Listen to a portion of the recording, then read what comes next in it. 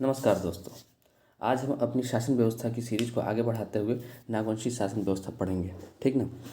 अब और आसान शब्दों में पढ़ेंगे, क्योंकि ये जो नागवंशी शासन व्यवस्था है, इनमें से कन्फर्म है कि एक नंबर आना ही आना है। क्या है? एक नंबर आते ही आते हैं इस नागवंशी शासन व्यवस्था से, और कोई हार्ड क्वेश्चन नहीं आते। एकदम बता रहा हूँ ना, एकदम आसान से क्वेश्चन आते हैं। अगर आप इसको एक बार पढ़ लीजिएगा ना, तो आप कैसे भी क्वेश्चन हो ना, उसको आराम से टिक लगा सकते हैं, ठीक है। तो अगर आप चाहते हैं कि हमारे साथ जुड़ के पढ़ना, तो आज हमारे साथ हमारे स्टडी टेबल चैनल में जुड़ जाइए, और हम आपको गारंटी देते हैं कि आपका जो सिलेबस है वो 2 या ढाई महीने के अंदर कंप्लीट कराएंगे, क्योंकि जल्द ही नोटिफिकेशन आने वाले है 11 जेपीएससी की, और उसके बाद टाइम बहुत कम बचेगा, ठीक ना। और क्या है ना, सिकंदर वही रहेगा जो पहले ये सब कंप्लीट कर चुका हुआ होगा, ठीक। चलिए हम आगे बढ़ते हैं। और हाँ, अगर आपको नोट्स चाहिए, अगर मेरा हैंड रिटन नोट्स चाहिए, तो आप हमारे नंबर पे कॉल कर सकते हैं, या नहीं ये आप एसएमएस कर दीजिएगा, तो मैं आपको नोट्स प्रोवाइड करा दूंगा, ठीक है। चलिए हम आगे बढ़ते हैं कि ना आज पढ़ेंगे नागवंशी शासन व्यवस्था, ठीक है। चलिए देखिए, ये मेरा नोट्स है, मैं नोट्स के हिसाब से पूरा बनाया हूँ, कैसे कैसे क्या हुआ, फिर ये नागवंशी शासन व्यवस्था हो जाएंगे, अधिकारी हो जाएंगे, प्रमुख हो जाएंगे। तो इस टाइप का मेरा नोट्स है। अगर मैं आपको पोर्ट्रेट मोड में करके दिखाता हूँ, ये मेरा नोट्स है, ठीक है। नागवंशी शासन व्यवस्था, और ये हो गया नागवंशी शासन व्यवस्था है। बस 2 पेज में नागवंशी शासन व्यवस्था पूरी खत्म हो जाती है, ठीक है। फिर उसके बाद अपन एमसीक्यू लगाएंगे कुछ, ठीक, और फिर खत्म। चलिए हम स्टार्ट करते हैं। नागवंशी शासन व्यवस्था। नागवंश के जो स्थापक के रूप में फनी मुकुट राय को जाना जाता है। किसे जाना था? फनी मुकुट राय नागवंश के संस्थापक के रूप में जाना जाता है, और फनी मुकुट राय को हम आदि पुरुष के भी नाम से जानते हैं। ये क्वेश्चन पूछा जाता है।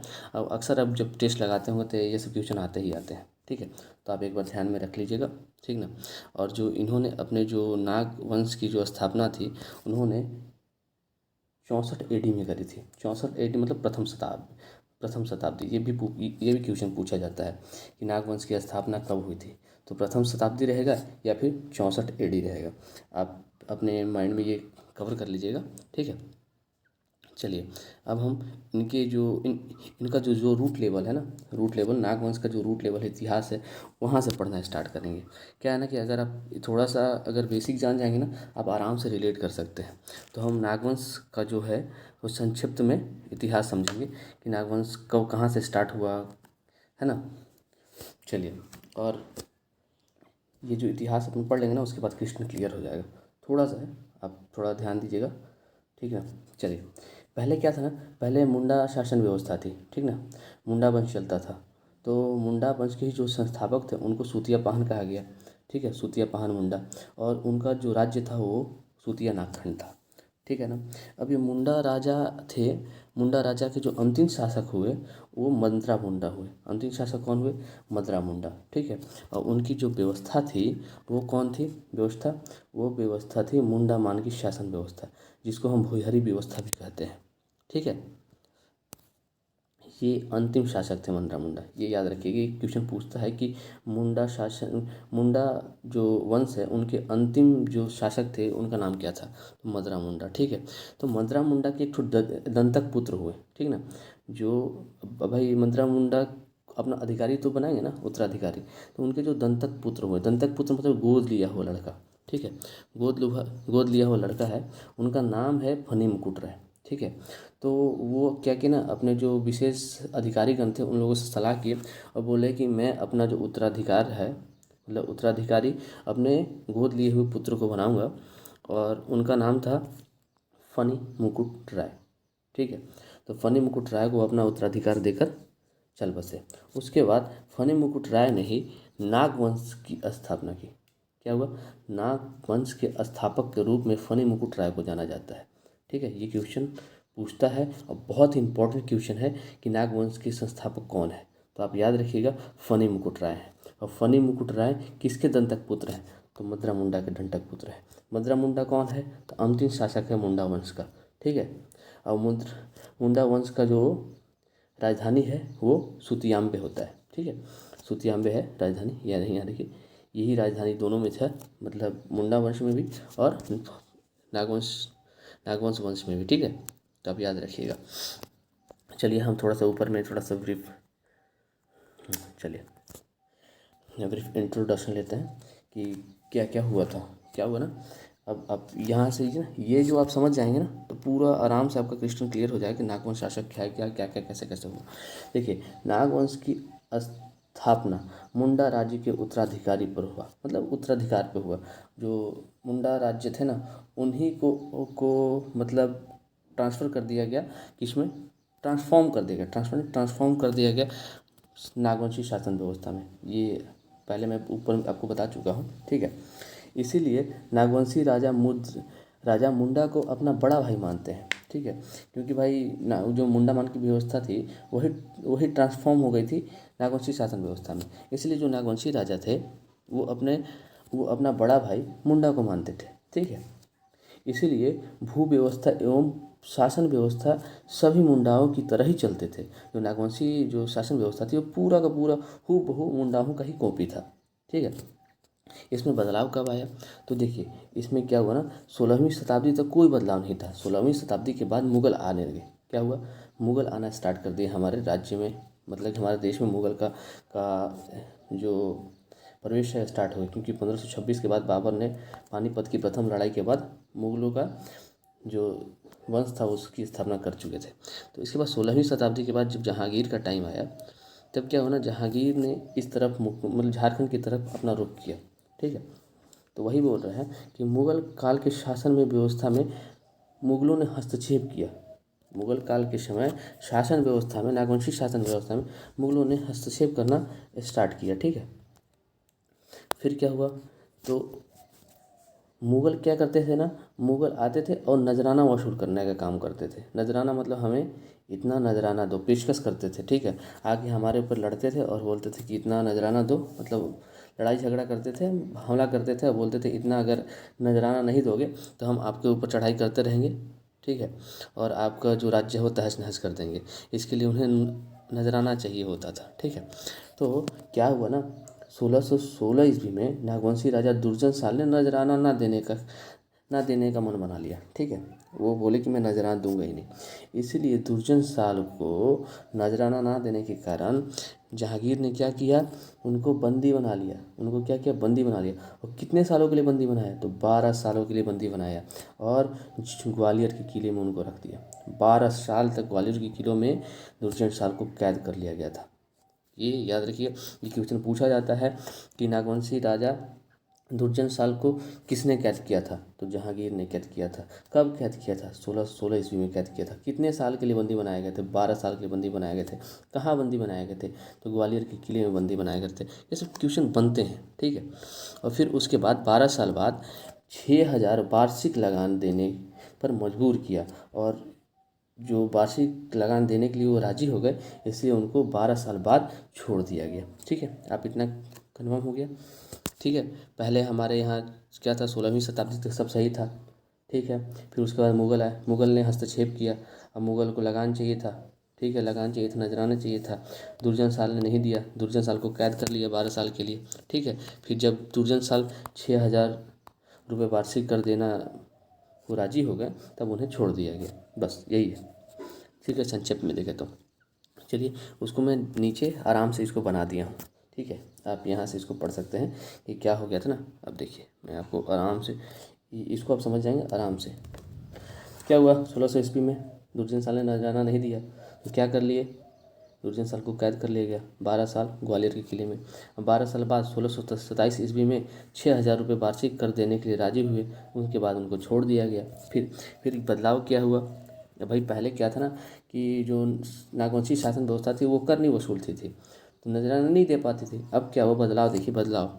अब देखिए उनकी शासन व्यवस्था में बदलाव अपन देखेंगे। बदलाव क्या हुआ भाई, नागवंशी राजाओं ने नियमित रूप से कर वसूलने का जिम्मा जागीरदारों को दिया, ठीक है। क्या था, अब भाई वो लोग पहले कर नहीं वसूलते थे, अब कर वसूलेंगे तभी तो 6000 रुपये वार्षिक कर दे पाएंगे, ठीक है। इसीलिए उन्होंने जागीरदारों को नियुक्त किया, ठीक है। और उन्हें हम जागीरदारी प्रथा भी कहते हैं, ये आप याद रखिएगा कि उन्हें हम क्या कहते हैं, जागीरदारी प्रथा कहते हैं।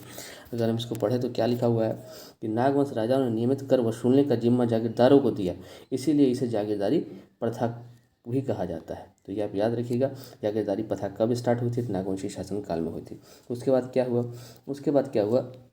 मुगल का वर्चस्व तो हमेशा रहेगा नहीं। 1707 में औरंगजेब निपट गए। जब औरंगजेब निपट गए तो भाई अब अंग्रेज आ गए हैं, ठीक है। 1664 के बाद बक्सर का भी युद्ध हुआ, फिर अंग्रेज आ गए, मतलब 1764 के बाद। तो अब क्या हुआ? अब अंग्रेज अपना शासन करेंगे। तो अंग्रेज़ों ने क्या किया, लॉर्ड कॉर्नवालिस के टाइम पे 1793 ईस्वी में अस्थाई बंदोबस्ती लागू की।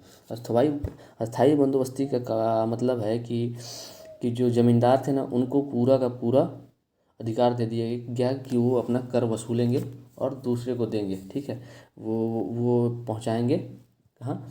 तो अंग्रेज़ों के पास। तो वो देखिए यही लिखा हुआ है कि जमींदार को भूस्वामी बनाया गया, मतलब जमींदार को ही पूरा अधिकार दे दिया गया।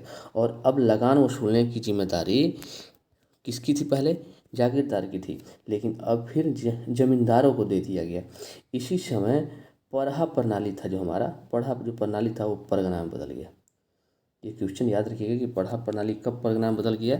कब? 1793 के बाद, ठीक है। अब फिर उसके बाद देखिए क्या हुआ। उसके बाद क्या हुआ, जमींदारों ने जमकर उनका शोषण किया, ठीक है। जो भी नागवंशी जो क्षेत्र में जो लोग थे उनका जमकर शोषण किया, ठीक है। शोषण किया, उनकी ज़मीन में हेर फेर किए और उनका जो ज़मीन है वो कब्जा भी कर लिए थे, ठीक है। इससे नागवंशी शासन व्यवस्था बहुत ही कमज़ोर पड़ गई। और ये जो ज़मींदार थे ना, वो दूसरे राज्य से आए हुए थे, जैसे कि बंगाल, उड़ीसा, बिहार, ये सब आते थे और यहाँ पे मतलब मनमाने ढंग से और बेईमानी करके ना यहाँ का ज़मीन हड़प लेते थे और फिर सबका शोषण करते थे, ठीक है। अब हम आगे बढ़ते हैं। फिर क्या हुआ? अब ये कमज़ोर पड़ गया, नागवंशी शासन व्यवस्था तो कमज़ोर पड़ गई। फिर 1900 जब हमारा देश आज़ाद हुआ तो 1963 में बिहारी उन्मूलन कानून लागू किया गया, ठीक है।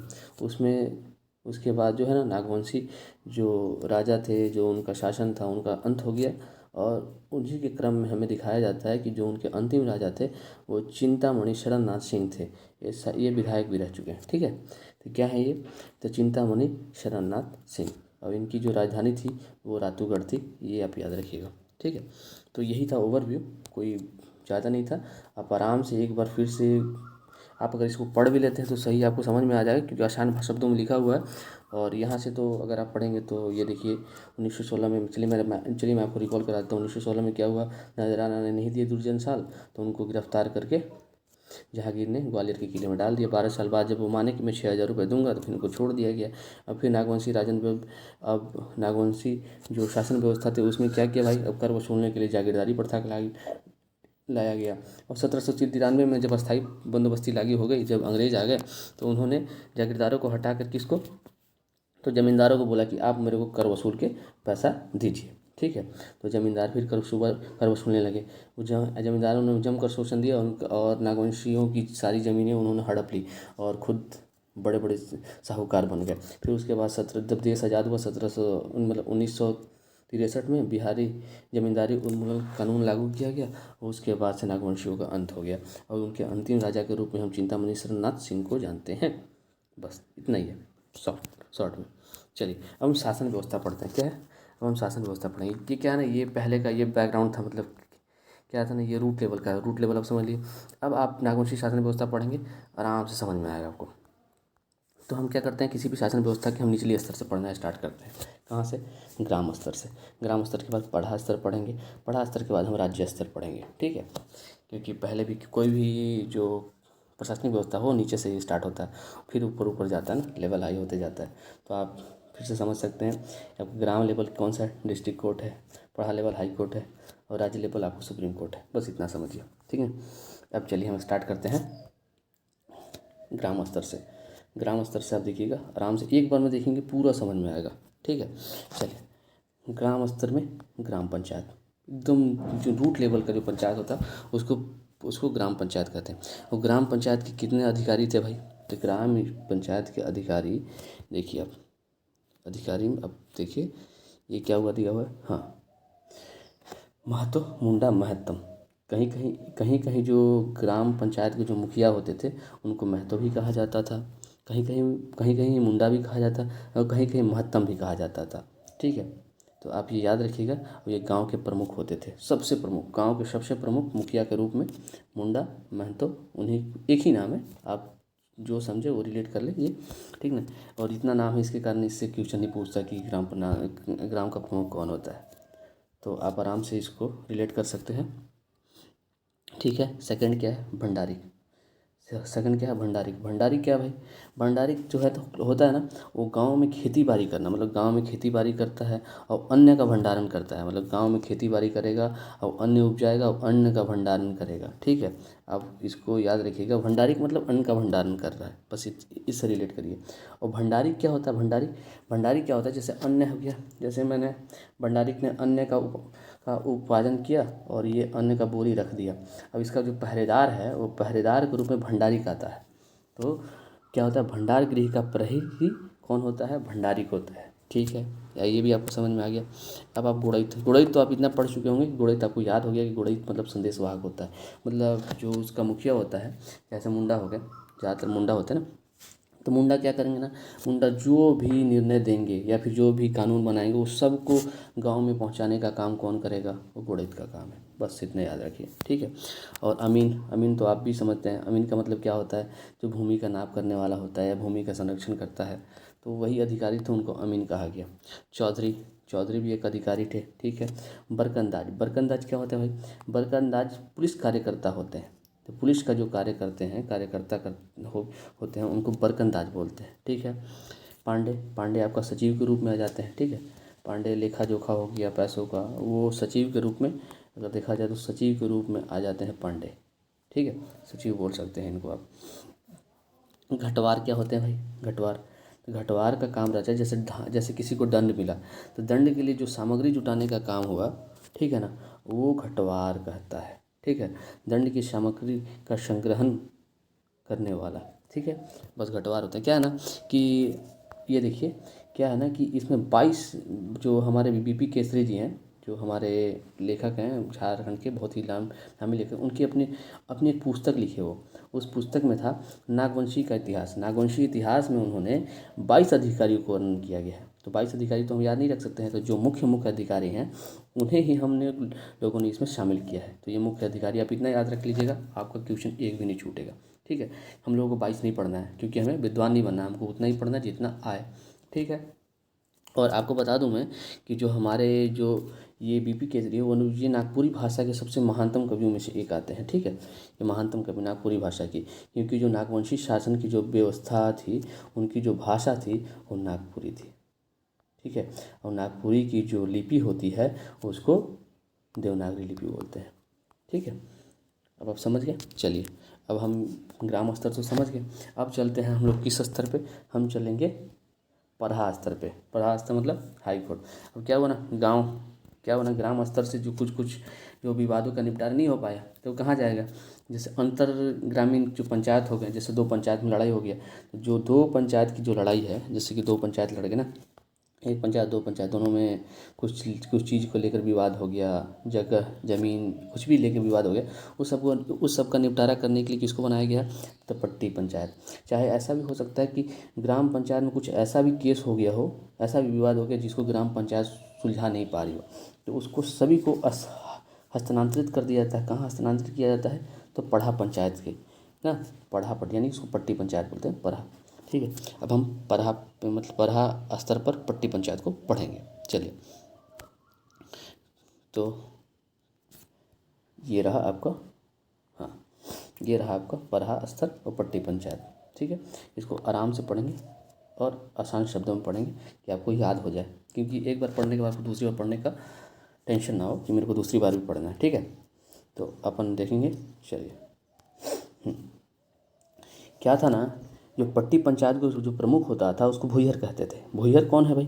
तो भुईहर मानकी को ही कहा जाता था। ये मानकी का जो पद था, जैसे कि मुंडा मानकी शासन व्यवस्था में जो पट्टी का जो प्रमुख था उसको मानकी कहते थे, और मानकी को ही यहाँ पे भुइहर कहा गया है। बस बदलाव हुआ है थोड़ा सा नागवंशी शासन व्यवस्था में कि वहाँ जो मानकी बोलते थे वो मानकी को यहाँ पे भुइहर के रूप में जाना जाता है। जो ये देखिए ये मानकी है ना, मानकी को ही भुइहर के रूप में जाना जाता है। उसका मैंने लिख भी दिया है कि नागवंशी शासन में मानकी को ही भुइहर के रूप में जाना जाता है। आराम से आप रिलेट कर लीजिएगा। और इनका जो कार्य होता है न्यायिक एवं राजनीतिक कार्य होता है। आर्थिक जो आर्थिक अधिकार रहता है ना वो नहीं होता है, बस न्यायिक और राजनीतिक कार्य होता है, ये आप याद रखिएगा। चलिए ये समझ लीजिए कि भुइहर है और इन्हीं को मानकी कहा जाता है। मानकी के स्थान पर भुइहर का नियुक्ति किया जाता है। और ये क्या होते हैं, ये पट्टी पंचायत के सबसे प्रमुख होते हैं ना। अब देखिए सेकंड जो अधिकारी है वो, मैं आपको बोला था जागीरदारी प्रथा कब आई थी। जागीरदारी प्रथा तब आई थी जब मुगलों ने बोला कि मुझे नजराना चाहिए। नजराना के लिए एक अधिकारी को नियुक्त किया गया कि आप नजराना वसूल करिएगा। तो ये कब आई थी जागीरदारी प्रथा, ये मुगल काल में आई थी। मुगल काल में के समय लगान की वसूली करने के लिए नियुक्त किया गया अधिकारी को जागीरदार कहते थे, और इसी को जागीरदारी प्रथा भी कहा गया। और ये अस्तित्व में कब आया था, तो ये 16वीं शताब्दी के बाद आया था, जब मुगलों का शासन स्टार्ट होने लगा तब जागीरदार आने लगा था। और जागीरदार का क्या अधिकार था, वो आर्थिक अधिकार था। आर्थिक अधिकार मतलब आय व्यय का अधिकार, जैसे नजराना वसूलना, देना किसी को। और क्या होता ना कि जो नागवंशी शासक लोग थे ना वो नियमित कर नहीं देते थे, अनियमित कर देते थे। मतलब कि अगर कोई जैसे कि मुगल शासक उसकी डिमांड करता है कि मुझे पैसा चाहिए, ठीक है, तभी उसको दिया जाता था। ऐसे नहीं दिया जाता था कि हम नियमित कब से स्टार्ट हुआ, नियमित स्टार्ट हुआ था जहांगीर के बाद जहांगीर ने दुर्जन साल को कैद कर लिया, उसके बाद नियमित कर स्टार्ट हुआ। उससे पहले थे ना, उससे पहले वो लोग बोलते थे मेरे को पैसा चाहिए, वे लोग पैसा देते थे तो वो लोग हमला नहीं करते थे। जब इन्होंने जो वो मांगे, क्या था ना कि जहांगीर ने पैसा मांगा दुर्जन साल से कि मुझे भाई नजराना भेज दो, ये भेजा नहीं, तो बोलता है कि अनियमित कर था भाई, भेजा नहीं, तो इसको कैद कर लिए गए थे दुर्जन साल को कैद कर लिया जहांगीर, ठीक ना। उसके बाद से वो बोल दिया कि नियमित तुम दोगे, मतलब पूरे साल भर का 6,000 रुपये दोगे ही दोगे, ये हो गया था। तो जागीरदारी कब आया था, मुगल काल के समय ही आया था, बस इतना याद रखिएगा। और जो इसका थर्ड अधिकारी होता है वो पाहन होता है। पाहन क्या करता है जी, आयोजन करता है, आयोजन की व्यवस्था करता है। जैसे भोज हो गया, बलि हो गया, प्रसाद हो गया, किसी सांस्कृतिक कार्यक्रम हो गया, उस सब का जो व्यवस्था करेगा वो कौन करेगा, वो पाहन करेगा। ये कहीं कहीं किसी बुक में है, बाकी हर एक बुक में नहीं दिया हुआ है, आप ध्यान से रख लीजिएगा, बाकी ये कोई इंपॉर्टेंट नहीं है। चलिए अब हम पढ़ेंगे कौन सा, अब हम पढ़ेंगे अपर लेवल, मतलब सबसे सर्वोच्च मतलब सुप्रीम कोर्ट, राज्य स्तर पर पढ़ेंगे हम राजवंशी परिवार।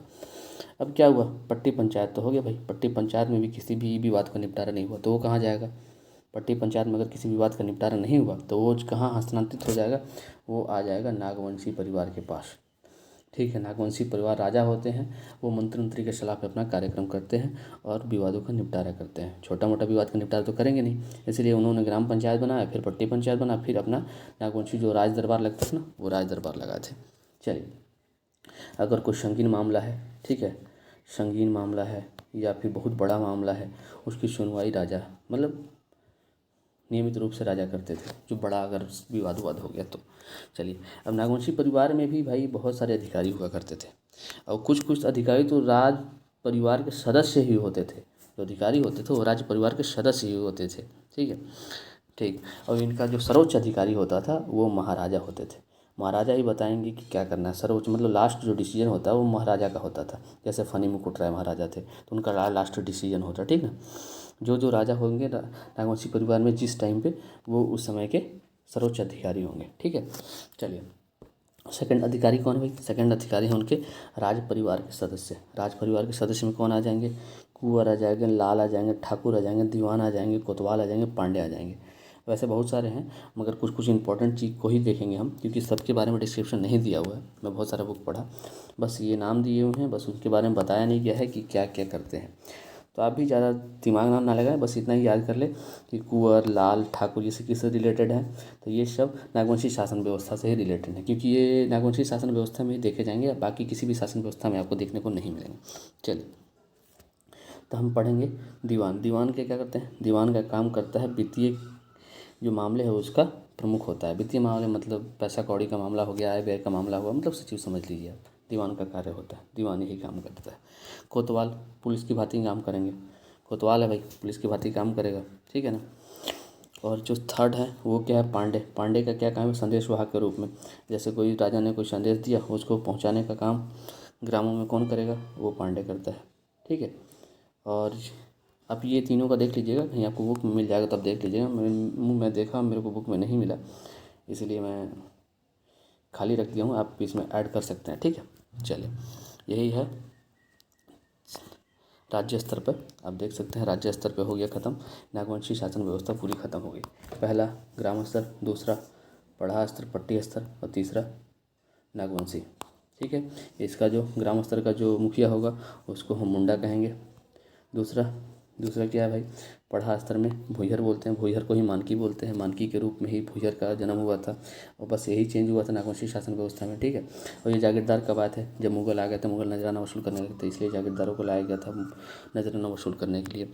और फिर इसके बाद क्या था भाई, इसके बाद अपन चलते हैं यहाँ अगर किसी बात का निपटारा नहीं हो पाया तो वो डायरेक्ट जाता था कहाँ, राज्य स्तर पर जाता था, जिसका जो निर्णय वो राजा करते थे, और राजा के जो सहयोगी के रूप में उसके राज्य परिवार के सदस्य रहते थे, इसी में कोई मंत्री हो जाएगा, ठीक है। इसी प्रकार से अब आप समझ गए होंगे। अब हम क्या करेंगे ना, अब एक सेट लगाएंगे। अब सेट लगाएंगे, आपको पूरा क्वेश्चन क्लियर हो जाएगा कि आप कितना पढ़े हैं, ठीक है। चलिए हम स्टार्ट करते हैं पहला सेट, ठीक है। क्वेश्चन ये नंबरिंग पर मत जाइएगा ना, हम नंबरिंग मैंने हटा दिया, नंबरिंग उठपट आ गया, ठीक है। चलिए हम क्वेश्चन से डायरेक्ट पढ़ेंगे। क्वेश्चन क्या था भाई, पहला क्वेश्चन है कि नागवंशी शासन व्यवस्था में प्रथम शासक कौन थे। प्रथम शासक कौन थे भाई, बताइए। जो प्रथम शासक थे, नागवंशी शासन व्यवस्था फनी मुकुट राय के समय में स्टार्ट हुई थी, तो जो प्रथम शासक होंगे वो फनी मुकुट राय ही कहलाएंगे, ठीक है ना, ये आप याद रखिएगा। चलिए नेक्स्ट क्वेश्चन क्या है, नागवंशी राजाओं ने मुगल शासकों को दिए जाने वाले कर नजरानों को क्या कहा। जो कल और नजराना होता था, जो मुगल शासक को दिया जाता था नागवंशी परिवार के द्वारा, उसे हम मालगुजारी कहते थे, मतलब मालगुजारी दे रहे हैं, ठीक है। और उसका जो मालगुजारी का जो जो एकत्रित करता था उसको जागीरदार कहते थे, जागीरदार। ये जागीर कर आप ध्यान मत लाइएगा, जागीर कर कुछ नहीं होता है, ठीक है। जागीरदार होते हैं जो मालगुजारी को वसूली करते हैं, ठीक है। चलिए नेक्स्ट क्वेश्चन हम चलते हैं। नेक्स्ट क्वेश्चन क्या है, नेक्स्ट क्वेश्चन में देखिए अब क्या लिखा हुआ है कि मानकी लोगों को नागवंशी शासकों द्वारा किस नाम से जाना जाता था। मैंने बताया था बस एक ही चेंज हुआ था, क्योंकि मानकी के स्थान पे क्या हो गए थे भाई, भुइहर हो गए थे, मानकी को भुइहर कहा जाने लगा था। तो ये आपका बी नंबर की आंसर होगा ना, वो सही होगा। चलिए चलिए हम आगे बढ़ते हैं। 13वां नंबर, 13वां क्या भाई, मतलब 33वां, सॉरी ये नेक्स्ट आप समझ लीजिए ना, ये क्या ना गड़बड़ा जाता है। तो क्या था, नागवंशी शासन व्यवस्था का प्रारंभ कब हुआ था। नागवंशी शासन व्यवस्था मैंने आपको बताया था 64 AD। 64 AD को आप प्रथम शताब्दी भी कह सकते हैं, मैंने पहले ही स्लाइड में बताया था इसको, तो आप यहाँ टिक कर सकते हैं आराम से, प्रथम शताब्दी में, ठीक है। चलिए आगे बढ़ते हैं हम।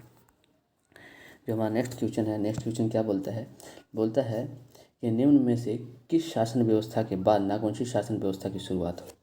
अब भाई कौन सा शासन व्यवस्था था जिसको ट्रांसफॉर्म करके नागवंशी शासन व्यवस्था लाएगी, तो भाई मुंडा शासन व्यवस्था, मतलब मुंडा मन की शासन व्यवस्था को ही ट्रांसफॉर्म कर दिया गया नागवंशी शासन व्यवस्था में, ठीक है। कब, जब फनी मुकुट राय आए तब, ठीक है। जो दंतक पुत्र थे ना फनी मुकुट राय, उन्होंने ही नागवंश की स्थापना की और नागवंश और मुंडा शासन व्यवस्था को नागवंशी शासन व्यवस्था में ट्रांसफॉर्म कर दिया। चलिए आगे बढ़ते हैं, हम नेक्स्ट क्वेश्चन की ओर चलेंगे। हम नेक्स्ट क्वेश्चन क्या है, नेक्स्ट क्वेश्चन है कि नागवंशी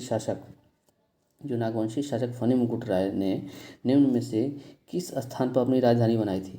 तो मैंने आपको बताया था कि इन्होंने अपनी राजधानी सुतियांबे को बनाई थी, पहले इस स्लाइड में लिखा हुआ है, ठीक ना। तो आप याद रखिएगा कि जो पहली राजधानी थी वो सुतियांबे थी, ठीक है।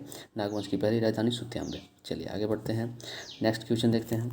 नेक्स्ट क्वेश्चन क्या है, नेक्स्ट क्वेश्चन है कि नागवंशी शासन व्यवस्था में आम जनता से कर वसूलने की जिम्मेदारी निम्न में से किसे प्रदान की गई। तो कर जो वसूलने की जिम्मेदारी थी वो किसको मिली थी, तो जागीरदार को मिली थी, ठीक है। तो आप इसमें आंसर में सही कर लीजिएगा, जागीरदार को थी, ठीक है।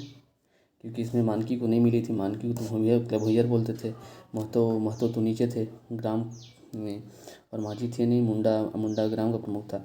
तो कर जो वसूलने की जिम्मेदारी थी तो इसमें दिया नहीं हुआ है, आप यहाँ पे जागीरदार लिख लीजिएगा। और जागीरदार कब आए थे, मुगल शासकों के टाइम, ठीक है। और इसमें क्या है ना, मैं बुक में देखा तो इसका आंसर मानकी दिया हुआ था, मानकी कर वसूलते थे, मगर हमने आराम से पढ़ा है, मतलब आसान भाषा में पढ़ा कि कर वसूलने का काम जागीरदार ही करते थे। तो अब जागीरदार का ही टिक मारेगा, शायद कुछ मिस्टेक हो गया होगा इस क्वेश्चन में। चलिए आगे बढ़ते हैं। ठीक है, आगे क्या है, नेक्स्ट क्वेश्चन क्या है। हाँ, नेक्स्ट क्वेश्चन देखिए अब क्या है। नेक्स्ट क्वेश्चन के रूप में देखते हैं हम कि नियमित मालगुजारी ना देने के कारण, इसको ना कर लीजिएगा, ठीक है, ना देने के कारण निम्न में से किस नागवंशी शासक को मुगलों द्वारा कैद कर लिया गया। किसे कैद कर लिया गया था? दुर्जन शाल को। कब? 1616 ईस्वी में। कितने सालों के लिए? 12 साल के लिए। और इन्हें कहाँ रखा गया था? तो ग्वालियर में इनको रखा गया था। और 1627 ईस्वी में इनको छोड़ा गया था। और किस लिए, कब छोड़ा गया था? जब ये बोल दिया था कि मैं 6,000 रुपये वार्षिक कर दूँगा, तब। ये अपना इतना आप याद रखिएगा। चलिए आगे बढ़ते हैं हम। आगे जो क्वेश्चन है, निम्न में से किस मुगल शासक ने नियमित कर न देने के कारण नागवंशी शासक दुर्जन शाल को बंदी बनाया था? दुर्जन शाल को बंदी बनाने का जो फरमान था किसने दिया था? जहांगीर ने दिया था। जहांगीर ने बोला था इन्हें बंदी बना लो, और 12 साल के लिए इन्हें बंदी बनाया गया। चलिए आगे बढ़ते हैं। नेक्स्ट क्वेश्चन, ठीक है, नेक्स्ट क्वेश्चन क्या है? 1765। हाँ, ये मैंने आपको शायद नहीं पढ़ा है ना। ये अब क्या है ना, ये आप हिस्ट्री जब पढ़िएगा ना नागवंशी शासन व्यवस्था में, तब सही काम आएगा आपका। क्या था ना कि 1765 में, चलिए मैं आपको ये क्वेश्चन से ही बता दूंगा। 1765 में ईस्ट इंडिया कंपनी जब बिहार, बंगाल एवं उड़ीसा की दीवानी मिलने के पश्चात नागवंशी शासक निम्न में से किसके प्रति उत्तरदायी हो गए थे? क्या हो गया ना, आप देखेंगे कि 1764 में किसका युद्ध हुआ था भाई? बक्सर का युद्ध हुआ था। अब बक्सर के युद्ध के बाद है ना 1765 से उनका वर्चस्व कायम हो गया था। उस समय चारों तरफ अधिकार कर लिए थे। तो उसके बाद जो था ना, ये लोग कर देना, वो ये लोग मुगल को कर ना देके किसको कर देना स्टार्ट कर दिया इन्होंने? पटना काउंसिल में ये कर जमा करते थे। ठीक है, आप इतना याद रखिएगा कि किसके प्रति कर जमाने का तो उत्तरदायी हो गए थे, मतलब इनको पूरा सूचना देना रहता था। कहाँ? पटना काउंसिल में। जब आप पढ़िएगा ना नागवंशी शासन व्यवस्था का इतिहास मैं पढ़ाऊँगा, वहाँ वहाँ ये सब क्वेश्चन आते हैं, आराम से आप रिलेट कर पाइएगा, कोई बड़ी बात नहीं है। ठीक है, चलिए आगे बढ़ते हैं। चलिए क्वेश्चन क्या है, नागवंशी शासन तंत्र का प्रमुख निम्नलिखित में से कौन होता है? शासन तंत्र का प्रमुख कौन होता है भाई? शासन तंत्र का प्रमुख होता है राजा, नागवंशी राजा। पढ़ा राजा नहीं, नागवंशी राजा। नागवंशी छूट गया है। चलिए हम देखते हैं दूसरा नंबर क्वेश्चन। दूसरा नंबर क्वेश्चन क्या है भाई? दूसरा नंबर क्वेश्चन है कि निम्न में से किन का नाम परिवर्तन करके पट्टी कर दिया गया था? आपको याद होगा कि पढ़ा का जो नाम था उसको पट्टी कर दिया गया था। कब? जब 1793 में, जब जमींदारी प्रथा आई थी तब। तो आपको याद होगा, मैं ऊपर पढ़ाया हूँ। चलिए आगे बढ़ते हैं। नेक्स्ट क्वेश्चन क्या है भाई? नेक्स्ट क्वेश्चन है कि नागवंशियों ने निम्नलिखित में से किन का नाम बदल कर भूंइया रख दिया था? किन का नाम भूंइया हो गया था भाई? किन का नाम हो गया था? तो मानकी का नाम ही भूंइया हो गया था। ये तो क्वेश्चन पहले भी आया हुआ है इसी टाइप का। चलिए आगे बढ़ते हैं। ठीक है, तो नेक्स्ट क्वेश्चन अपन देखेंगे। नेक्स्ट क्वेश्चन क्या है, नागवंशी शासक फनी मुकुट राय ने अपनी राजधानी कहाँ स्थापित की थी? सुटियाम्बे। ये भी क्वेश्चन ईजी है और ये आया हुआ है। चलिए आगे बढ़ते हैं। हाँ, नेक्स्ट क्वेश्चन क्या है, नागवंशियों द्वारा मुगल को दिया जाने वाला कर क्या कहलाता था? क्या कहलाता था उसको? हैं, उसको अपन नजराना भी कहते थे। नजराना दे रहे हैं, नजराना। ठीक है, इसी को नजराना को सुनने के लिए जागीरदार आए थे। चलिए, जागीरदार की नियुक्ति की गई थी। चलिए आगे बढ़ते हैं। चलिए नेक्स्ट क्वेश्चन क्या है, निम्नलिखित में से किन शासकों ने प्रशासन का नया ढांचा मुगल शासन पद्धति पर रखा था? किसने रखा था भाई? है मुगल शासन पद्धति पे।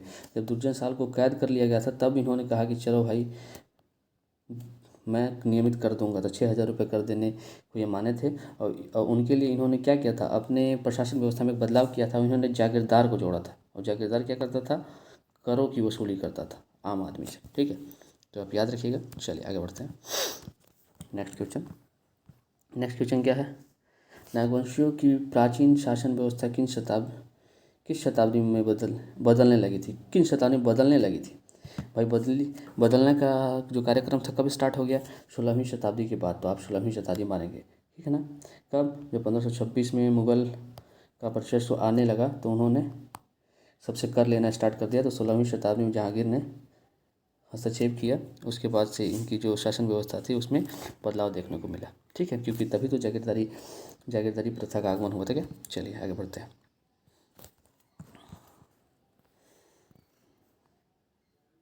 चलिए नेक्स्ट क्वेश्चन क्या है, किस वर्ष जागीरदारी प्रथा को हटाकर जमींदारी प्रथा लागू की गई।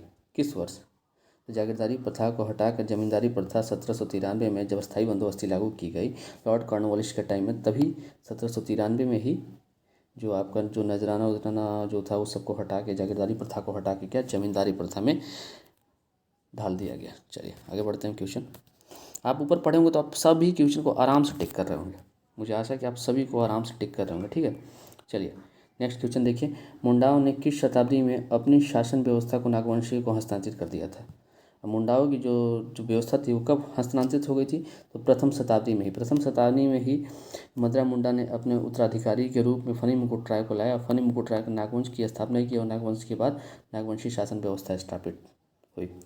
तो क्या बोल रहा है, अपनी शासन व्यवस्था को नागवंशियों को हस्तांतरित कब की, तो प्रथम शताब्दी में। ये क्वेश्चन आप आराम से लगा रहे होंगे।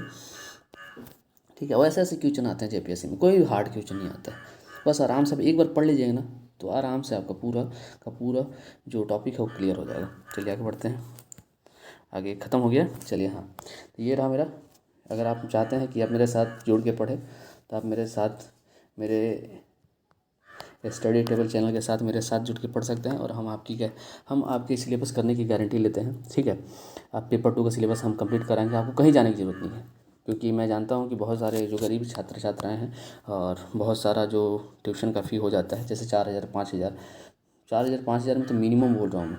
रांची में जाइएगा तो लूट मचा हुआ है जेपीएससी के नाम पे, तो मैं आपको यहीं से पढ़ाऊँगा। और अपना मेरा हैंड रिटन नोट्स है। ठीक है, अगर आप चाहते हैं कि शासन व्यवस्था के हैंड रिटन नोट आप 40 रुपये में ले सकते हैं। अगर आपको पूरा कंप्लीट चाहिए तो 500 रुपये आप दे के पूरा ले सकते हैं, मैं पढ़ाऊँगा उसी हिसाब से पढ़िएगा। तो ये काफ़ी है, ये मालूम, ये जो मेरा नोट्स है ना वो पेपर 2 के लिए पूरा काफ़ी है। इसके बाद मैं आपको 10 टेस्ट सीरीज भी दूंगा इसके साथ। ठीक है, जब नोटिफिकेशन आ जाएगा तो। ठीक है, अगर आपको चाहिए तो आप मेरे व्हाट्सएप नंबर पे एसएमएस कर सकते हैं। ठीक है जी, धन्यवाद। अब हम कल मिलेंगे फिर और एक सीरीज़ के साथ, एक और शासन व्यवस्था के साथ। तब तक के लिए धन्यवाद, आपका दिन शुभ हो।